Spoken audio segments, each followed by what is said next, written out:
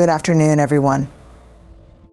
Today I want to speak about something tender, something raw, a topic that at its heart touches on vulnerability, resilience, and the quiet ache many women carry being a woman, crave being a woman with no friends. It's a reality some face, whether by choice or circumstance, and it's one we don't often talk about. There's a persistent narrative in our society that ties loneliness to personal inadequacy, as if being alone is an indictment of one's character. We're subtly taught that being surrounded by people, friends, partners, colleagues is a sign of success and worth. When someone lacks those connections, it's easy to feel as though they've fallen short, that they're failing at something fundamental. But this is a harmful misconception. Loneliness is not a moral failure, it is a universal human experience. We've all been there, haven't we? Moments where the phone doesn't ring, invitations don't come, or the people around us feel more like strangers than companions. And in those moments, the temptation is to look inward and blame ourselves. We think, what's wrong with me, or why don't I fit in this inner dialogue, often compounds the pain, making the solitude feel heavier and more personal than it truly is. But let's take a step back and reframe this. Loneliness isn't a reflection of who you are. It's a reflection of the circumstances around you. Sometimes life places us in seasons where connection is harder to find. Maybe you've moved to a new city, shifted priorities, or simply outgrown relationships that no longer serve you. These shifts are natural and they happen to everyone. Yet, when we're in the thick of it, it's easy to believe the story that we are somehow at fault. Loneliness is a signal, not a judgment. It's your heart's way of saying, I crave connection, belonging, and closeness. This craving is a fundamental part of being human. It doesn't mean you're broken, it means you're alive and aware of your need for others. Instead of interpreting loneliness as a weakness, what if we saw it as a call to action? A reminder that connection is worth seeking, even when it feels out of reach. If we can let go of the shame that often accompanies loneliness, we open the door to possibility without the weight of self-blame. We can focus on what matters, creating opportunities to connect, being present in our own lives, and being open to the people who might step into our... And most importantly, we can learn to offer ourselves the kindness and compassion we so readily offer others. Loneliness is a chapter in your story, not the title of your book. It is temporary, not a permanent mark on your identity. When we find ourselves in a place of loneliness or disconnection, our minds often become the loudest critics. They weave stories about why we're in this place, stories that feel so convincing they begin to shape how we see ourselves in the world. These stories can be subtle, small whispers of doubt, or they can roar, drowning out any possibility of hope. Think about the narratives you might have told yourself at times. I'm too much for people, I'm not interesting enough, or people leave because I'm not worth staying for. These thoughts might start as fleeting moments of doubt, but the more they repeat, the more they take root. And once they're rooted, they influence not just how we see ourselves, but also how we interact with others. For example, if you believe you're too much, you might begin to hold back in conversations, not sharing your thoughts or feelings for fear of overwhelming others. If you believe you're not enough, you might withdraw, avoiding opportunities for connection altogether. The tragedy here is that the very behaviors these stories inspire can reinforce the loneliness they emerge from, creating a cycle that feels impossible to break. The thing about these stories is that they rarely come from nowhere. Often they're echoes of past experiences, relationships that hurt us, moments when we felt rejected, or cultural messages that told us we had to be a certain way to be loved. While those moments might have been real, the conclusions we draw from them often are not. Just because someone once made you feel small doesn't mean you are small. Just because you've been left out doesn't mean you're destined to be excluded forever. But here's the catch: these stories are powerful because we rarely challenge them. We accept them as truth without questioning their origins or validity. And yet, when we start to examine them, something incredible happens. We realize they are just that, stories. They're not facts, they're interpretations, and interpretations can change. What if, instead of believing the story that you're not enough, you told yourself a different one? What if you reminded yourself that you are worthy of connection simply because you exist? What if, instead of seeing rejection as proof of your inadequacy, you saw it as part of the human experience, something everyone faces at one time or another?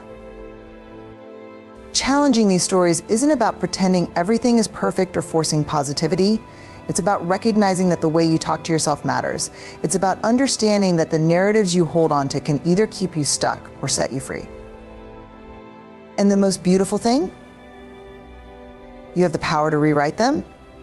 Even if the new story feels unfamiliar at first, even if it takes time for your heart to believe it, every step you take toward a kinder, more compassionate narrative is a step toward breaking free from the trap. And in that freedom, you'll find space for connection, belonging, and hope. In a world that often celebrates perfection, strength, and self-reliance, being vulnerable can feel like the last thing you want to do. Vulnerability is risky, it's uncomfortable. It's exposing a part of yourself that could be misunderstood, rejected, or ignored. Yet it is also the very thing that creates genuine connection. Without vulnerability, relationships remain superficial and belonging feels just out of reach. When you think about the people you truly feel close to, the ones you trust, it's not their perfection that draws you in. It's their humanity, the moments when they let their guard down and allowed you to see their fears, dreams, and struggles. There's something deeply magnetic about honesty, about someone daring to say, "This is who I am, flaws and all, it invites us to do the same." But stepping into that kind of authenticity requires courage. It means opening ourselves up without guarantees, showing up even when the outcome is uncertain. Vulnerability might mean admitting, "I'm lonely," to someone who might not understand.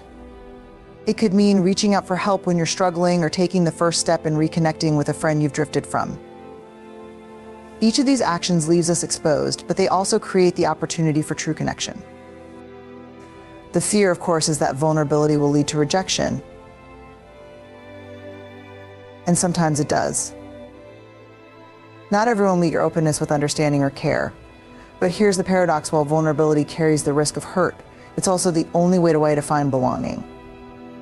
If you keep yourself hidden, if you only show the parts of you that feel safe or acceptable, the connections you make will always feel incomplete. You'll never know if someone truly accepts you because they've never seen the real you. It's important to remember that vulnerability isn't about oversharing or exposing every detail of your life. It's about being honest in a way that feels authentic to you. It's saying, "I don't have it all figured out," or "I care about this," even if it scares me to admit it.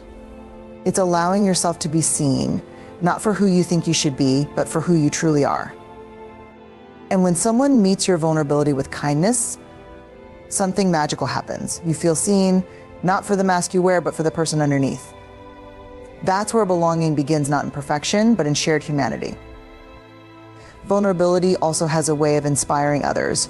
When you're willing to take the risk, you give others permission to do the same. Your openness creates a space where connection can thrive, where people feel safe to show up as their whole selves. It's a ripple effect, one act of courage leading to another. The pathway to belonging isn't paved with invulnerability. It's not about having all the answers or appearing flawless. It's about showing up as you are, even when it's uncomfortable. It's about trusting that no matter the outcome, being real is always worth it. And in that trust, you'll find that the connections you build will be deeper, truer, and more fulfilling than anything built on pretense or fear. We often imagine connection as something that just happens, like a magical moment where two people meet and instantly understand each other. While that can sometimes be true, for most of us, connection is not a single moment, it's a practice. It's built in the small, everyday choices we make to show up, engage, and try again, even when it feels hard. Many of us hold ourselves to impossible standards when it comes to building relationships. We think we need to be charming, always say the right things, or know exactly how to navigate every situation. And when we fall short of those expectations, we retreat, convinced that we're not good at connecting or that something about us is fundamentally wrong. But connection isn't about being perfect, it's about being present. Think about the relationships in your life that matter most. They weren't built in a day or through grand gestures alone. They grew over time through countless small interactions, conversations, shared experiences, and even the moments of conflict that required understanding and forgiveness. A connection is not about getting it right all the time. It's about showing up consistently and authentically. This means that you don't have to wait until you feel ready or perfect to connect with others. You don't need to have all the right words or the perfect setting. Sometimes the simplest actions, sending a text to say you're thinking of someone, sharing a laugh over a silly joke, or being willing to listen without judgment are the most powerful. Connection is built in the imperfect, everyday moments that remind us we're not alone. At times it can feel frustrating or even discouraging. Maybe you've tried reaching out and felt ignored. Maybe you've been vulnerable and weren't met with the response you hoped for. But like any practice, connection takes patience. Not every attempt will lead to a deep bond. And that's okay. It's the effort, the willingness to keep trying that matters. Each step you take, no matter how small, lays the foundation for the relationships that will eventually grow. Connection is also reciprocal. It's not just about finding people who will accept and support you, it's about being willing to do the same for others. Sometimes the best way to build a bridge is to ask, how can I show up for someone else today? When you focus on being present for others, you often find that they show up for you in return. Importantly, connection doesn't have to be grand or dramatic. It doesn't always mean lifelong friendships or profound conversations. It can be as simple as making eye contact, offering a genuine compliment, or sharing a moment of laughter with a stranger. These small acts of connection remind us of our shared humanity and help us feel a little less alone. The beauty of practicing connection is that it allows for growth. You don't have to be perfect at it. You can stumble, make mistakes, and start again. The relationships you build don't have to be flawless either. They just have to be real. When you let go of the pressure to get it right and focus on the practice itself, you create space for connection to flourish in ways you never expected. So the next time you feel the weight of loneliness or the fear of reaching out, remember this connection isn't about a single perfect moment. It's about the ongoing imperfect effort to show up for yourself, for others, and for the relationships that bring meaning to your life. In a world that constantly tells us we need to be part of something bigger, a circle of friends, a relationship, a community, it's easy to forget the most essential belonging of all the belonging you owe to yourself. Before you can find connection with others, before you can truly feel at home in the world, you must first feel at home with yourself. This is not always an easy journey, but it is one worth taking. Belonging to yourself means embracing who you are without conditions or exceptions. It's the decision to stand by yourself even when others don't. It's giving yourself the grace to be imperfect, the compassion to heal, and the courage to grow. So often we seek validation outside of ourselves, hoping that if someone else approves of us, it will fill the gaps in our self-worth. But the truth is, no amount of external validation can substitute for the deep, unshakable foundation of self-acceptance. This kind of belonging doesn't mean you won't feel lonely or long for connection with others. Those desires are human and natural, but when you belong to yourself, loneliness doesn't define you. It becomes a feeling, not an identity.